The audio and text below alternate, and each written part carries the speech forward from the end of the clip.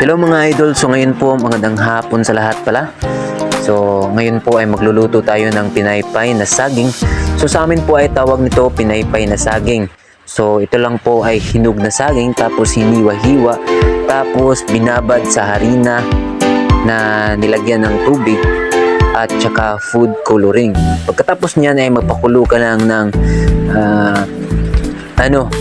oil sa kawali, tapos kung iinit na ito ay saka mo ilulunod yung mga saging.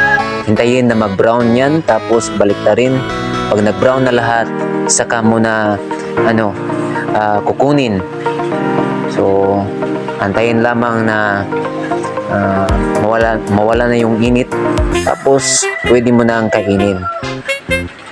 Nasa iyo na rin kung lalagyan mo ng asukal na puti or hindi.